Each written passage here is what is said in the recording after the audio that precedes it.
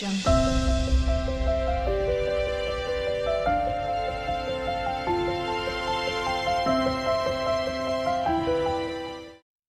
Hey guys, welcome back to our channel crazy mind couple. তো তোমরা সবাই আশা করি ভালো আছো, আমরাও ভালো আছি। তো আজকে আমি একটা নিয়ে এসে গেছি ফ্রেশ ব্লগ।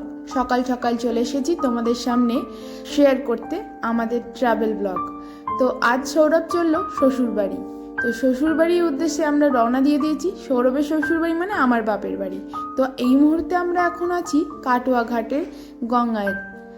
তো আমরা এখন ফেরিঘাটে পার হচ্ছি। আর এই মুহূর্তে আমরা অনেকটাই রাস্তা পার হয়ে এসেছি। সকালবেলাতে বলতে আমরা ভোরবেলার দিকে বেরিয়েছিলাম 3:30 নাগাদ। তো অন্ধকার থাকার জন্যে আমরা সকালবেলায় ব্লগটা কন্টিনিউ করতে পারিনি। তো অর্ধেক রাস্তা আসতেই সূর্যের আলো পড়তেই শুরু করে দিয়েছি ব্লগটা।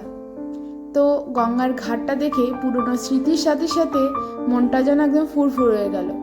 তো তোমরা এই ঘাটটাকে কারা কারা মিস করো বা কারা কারা দেখে পুরনো স্মৃতি মনে পড়ে যাচ্ছে, তোমরা অবশ্যই কমেন্ট বক্সে জানিও। আর যারা দেখোনি তারা প্লিজ দেখে নিও।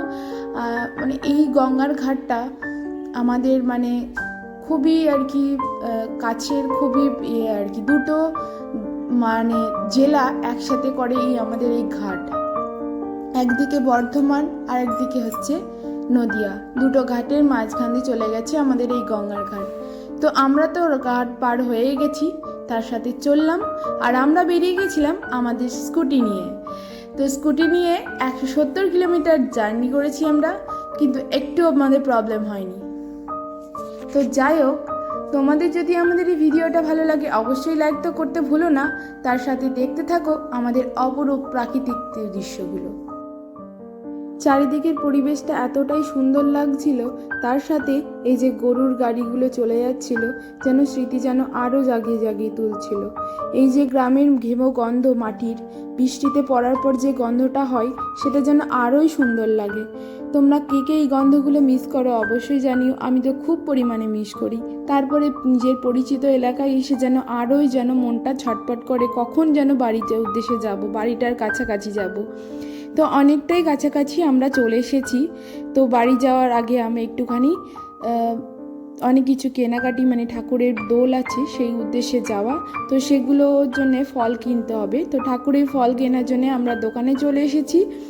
তো ফল টল কিনে যখন বাড়ির উদ্দেশ্যে রওনা দিলাম, তো বাড়ি যাওয়ার পর আমরা আর কি ভিডিওটা কমপ্লিট করতে পারিনি।